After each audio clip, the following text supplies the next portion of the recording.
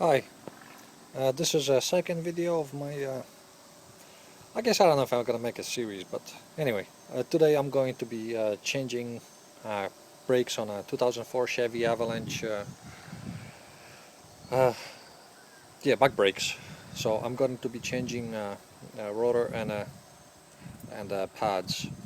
So I'm gonna skip a lot of steps that I did in my first video where I'm showing how to lift the truck and how to take off the wheel and things like that. If you're interested in pretty much a step-by-step instruction from A to Z, watch the first video, and a lot of steps are pretty much the same. But what I'll be showing is basically once you take the wheel off, what will happen, and yeah. So first, what I'm gonna do is we're gonna go over the necessary tools to perform the whole job. Okay, let's take a look. Okay, so for lifting we're gonna need a jack and jack stands. Then in case the rotor is stuck, you will need a hammer or dead blow hammer if you're gonna try to reuse the rotors. Then I got my anti-seize. I have my brake-free brake cleaner, disc brake quiet. For taking off, you will need. I have a impact gun with a 7/8 socket. Then just regular socket wrench brake. The sockets you will need is that's 12mm socket and 18mm socket. Yeah. Then an open end wrench is a 12mm. You might need a flat screwdriver, hand of locking pliers. Then of course needle nose, clamp, piece of string. Then of course in my case I'm changing the rotor, so rotor and the brake pad set. For cleaning up the brake pad, you will need a steel brush or a sandpaper, or a combination of both, and sometimes if the old stuff, you might need a knife. So that's pretty much everything that you need to do the job. Okay, I'm gonna lift up my truck and take off the wheel. Be right back. Okay, the truck is up, the wheel is off. You can see here's a jack with two jack stands. The wheel's off, the wheel hub cover is off. As you can see, the rotor is pretty much shut. I have probably, these are original pads. Yep, I got no pad left on it. So next thing I'm gonna do is I'm gonna remove the brake caliper and the brake caliper holder. Let me turn it around so that you can see. Oh, better yet, let me switch the camera.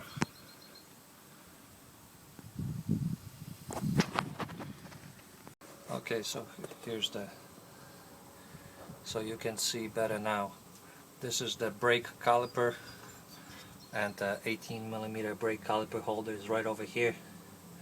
That's top, and the bottom I got the same thing. Brake caliper bolt right here, and let me try to readjust the image. Right beneath it, right here, there's a brake caliper holder bolt. Somewhere here. I'm covering it up with my finger, but it's there, trust me. So yeah, we're gonna take those off. The brake caliper holder is 18mm. I'm gonna use 18mm wrench and a brake. And for the brake caliper bolt, I'm going to use 14mm. The only thing you might need to use the clamps, the vice grip clamps, to hold this little bolt. I'll show it in a second. This is the setup. Right over here you have that rubber booth, and then there is a little piece of metal extension, so that's where I use my vice grips. They're not They don't have a lot of pressure, but just enough so when I try to spin the 14mm in the back, I have my breaker socket wrench on it, just enough so it doesn't spin. So this is the method I'm gonna be using. Once I break it, I can use my you don't have to, but you can. That's where the open end wrench comes in handy. Use that to or just a regular socket wrench to remove it completely. But as you can see, there is plenty of room to fit both of the tools in, and it's going to be the same case scenario on the bottom. So on the bottom, the little piece is right over here. You can see I'm removing some of the dirt of it. The most important thing is you don't want to pinch the rubber shroud on it. But yep, just so once these things are loose, I'll continue, because what you want to do next is tie the caliper with a string to the press. I usually do it to this bar right here, so it doesn't fall off, and the force of it falling or and on hanging does not lay on a brake hose up here. It can really do some damage to it. But you can. I might use the string, I might not, because I did the other side and I figured out a method where you can just hold it and flip it over and put it on top of this piece up here. But as a precaution, it is advised to use it in case you knock it off. You don't want to be hanging on that breaker hose. Okay, I'm gonna take off my caliper holding bolts, and I'll see you in a few. The caliper is off, and what I did basically, this thing was sitting like so up here. As you can see, I already tightened it up so that in case it falls, it hangs on a string. But basically the motion I did was, when I took it off, I just took it like this and flipped it upside down, and it's laying upside down on a little support. My bolts are out from a caliper holder. Now I'm using 18mm with a breaker wrench and a breaker bar. This might require a little bit of muscle. I haven't changed it in 8 years since it was brand new, so it's quite difficult. I broke it a few seconds before, so believe you me, it's a pain to break them. I need both hands, but I will pause. You get the general idea. Once that's loose, you can use a socket wrench with a 18mm socket or open end wrench and just get it off. Then next step we're gonna do is I'm gonna use my flat screwdriver just to apply these little tabs that are holding the caliper, not the drum on. There's two of them on opposite sides, so just remember to use the same scenario when you put them back on. I find that using flat screwdriver, it's easier to pry them up, and then needle nose pliers will slide them off. Sometimes you just get to unscrew them using the threads. But yeah, you gotta get underneath of it somehow. So flat screwdriver seems to work.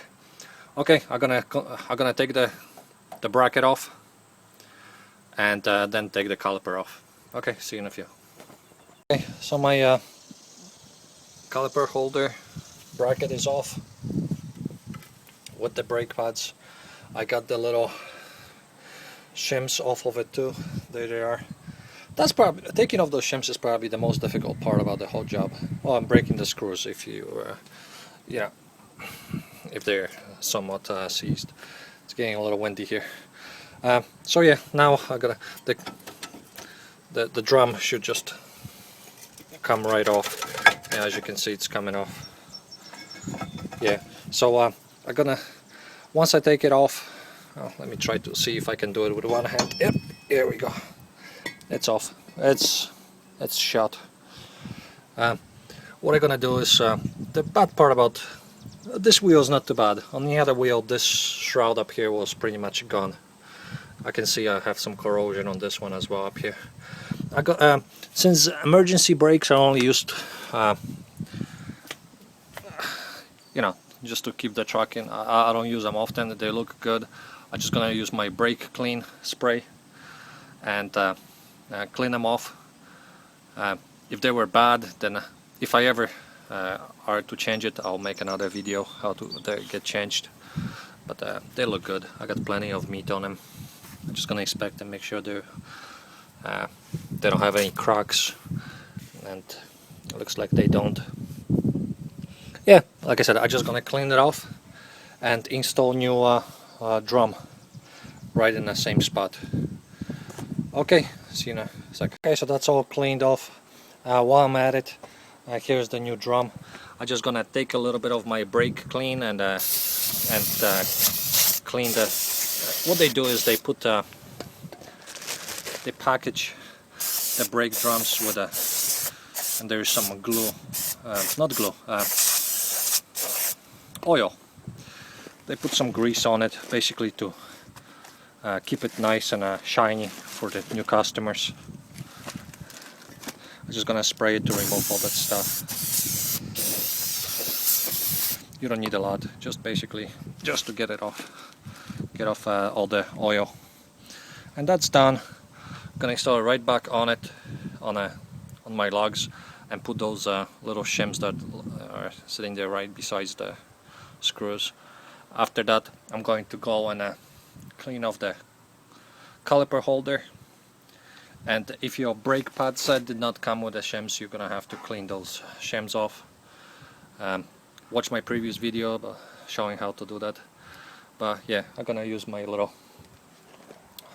brush up here, steel wool brush, or combination with some sandpaper, of course, great sandpaper, and clean it off to make it look as shiny, as brand new as possible. Yep, now I'm gonna install this onto the hub now and put the shims on, and then yeah, clean off the brake caliper holder and a shoe pad holder, and I'll continue in a few seconds. Bye. Okay, so we have I cleaned up the caliper holder.